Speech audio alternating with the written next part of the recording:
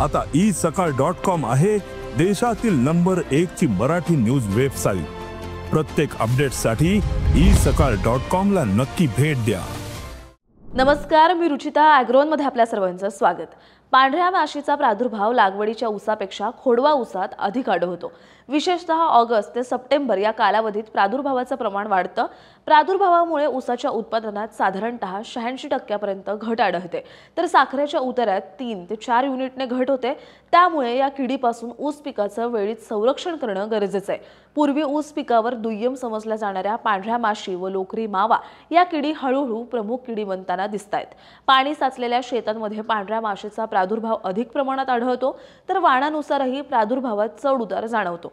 त्यामुळे या किडीपासून पिकाचं वेळीच संरक्षण करणं गरजेचं आहे। मादी किडीचा रंग फिकट पिवळसर असतो, तर तिच्या पंखाच्या जोड्या पांढऱ्या रंगाच्या असून पारदर्शक आणि मेणासारख्या चमकत असतात।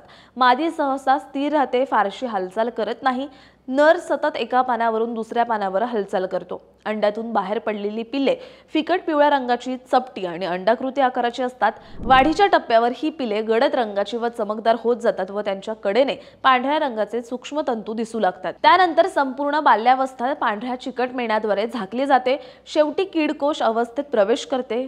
कोश थोडासा मोठा, चपटा, अंडाकृती आणि करडा दिसतो। एकाच पानावर 500 पेक्षा जास्त कोश असू शकतात। प्रौढ मादी कोशातून बाहेर पडण्यासाठी टी आकाराचे सूक्ष्म छिद्र तयार करते। आता याचं जीवनचक्र कसं असतं ते पाहूयात। अंडी प्रौढ मादी माशी कोशातून बाहेर आल्यानंतर सुमारे 24 ते 48 तास सक्रिय राहते आणि ऊसाच्या पानांच्या खालील बाजूस अंडी घालते। ती सुमारे 60 ते 65 अंडी समूहाच्या स्वरूपात घालते। प्रत्येक समूहात सुमारे 15 ते 20 अंडी एकमेकांच्या जवळ पानाच्या मध्य शिरेलगत समांतर पद्धतीने मांडलेली असतात। ही अंडी सूक्ष्म धाग्यांच्या साहाय्याने पानाला चिकटलेली असतात। अंडी अवस्था 8 ते 10 दिवसांची असते। अंड्यातून 8 ते 10 दिवसांनी पिले बाहेर पडतात। पिले 4 टप्प्यात आपली वाढ पूर्ण करून सुमारे 15 ते 30 दिवसात प्रौढ होतात। कोशावस्था सुमारे 10 ते 11 दिवस टिकते। पूर्ण जीवनक्रम 5 ते 6 आठवड्यात पूर्ण होतो। ही कीड वर्षभरात सुमारे 9 पिढ्या पूर्ण करते। पांढरी माशी नियंत्रणासाठी ऊसाच्या शेतात पाणी साचल्यास त्वरित निचरा होण्यासाठी योग्य उपाययोजना कराव्यात। पावसाचा ताण 15 दिवसांपेक्षा अधिक काळ राहिल्यास पूरक सिंचनाची व्यवस्था करावी। रासायनिक खते, विशेषतः नत्रयुक्त खते शिफारसीनुसार आणि संतुलित प्रमाणात वापरणं आवश्यक आहे। खोडवा ऊसात खतांचा वापर न केल्यास पांढऱ्या माशीचा प्रादुर्भाव अधिक प्रमाणात होतो, म्हणून खोडवा पिकासाठी योग्य खत व्यवस्थापन करणं आवश्यक आहे। पांढऱ्या माशीसाठी पिकाचं वेळोवेळी निरीक्षण करावं। त्यातही ऊसाची दुसरी व तिसऱ्या पानांवर तपासणी करावी। त्यावर अंड्याचं प्रमाण अधिक प्रमाणात आढळून येत असल्यास अशी पाने तोडून नष्ट करावीत। ऊस तोडणीनंतर उरलेल्या पीक अवशेषांवर पांढऱ्या माशीच्या अवस्था आढळल्यास त्याची विल्हेवाट लावावी। ज्या ऊसामध्ये आधीच पांढऱ्या माशीचा प्रादुर्भाव दिसून आलाय अशा ऊसाचा खोडवा घेणं टाळावं। शेतात पिवळ्या चिकट सापळ्यांचा वापर करावा। हे सापळे वाऱ्याच्या दिशेने लावल्यास पांढऱ्या माशीचे प्रौढ कीटक त्याकडे आकर्षित होऊन चिकटतात। त्यामुळे शेतातील पांढऱ्या माशांची संख्या कमी होते। निंबोळी अर्क 5% किंवा ॲझॅडिरॅक्टिन 1000 ppm 3 ते 5 मिली प्रति लिटर याप्रमाणे फवारणी करावी। यासोबतच लेकॅनिसिलियम लेकॅनी या मित्र बुरशीजन्य कीटकनाशकाची 4 ग्रॅम प्रति लिटर पाणी याप्रमाणे फवारणी करावी। क्रायसोपरला या परभक्षी मित्र कीटकांचे 1000 प्रौढ किंवा 2500 अळ्या प्रति हेक्टर प्रमाणात सोडाव्यात। प्रौढ व पिल्ले ऊसाच्या पानातील पेशींमधून रस शोषतात। पिल्ले प्रामुख्याने पानाच्या खालच्या बाजूस स्थिर राहून मोठ्या प्रमाणात रस शोषतात। या किडीच्या शरीरातून चिकट मधासारखा स्त्राव बाहेर पडतो।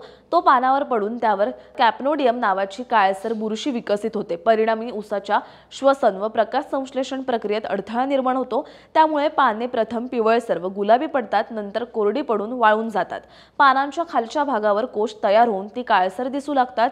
याचा पिकाच्या वाढीवर प्रतिकूल परिणाम होतो व उत्पादन क्षमता लक्षणीयरित्या घटते। या किडीच्या प्रादुर्भावामुळे ऊसाच्या उत्पादनात साधारणतः 86% पर्यंत घट आढळते, तर साखरेच्या उताऱ्यात 3 ते 4 युनिटने घट होते। लागवडीच्या ऊसापेक्षा खोडवा ऊसात किडीचा प्रादुर्भाव अधिक प्रमाणात आढळतो। विशेषतः ऑगस्ट ते सप्टेंबर या कालावधीत प्रादुर्भावाचं प्रमाण वाढतं।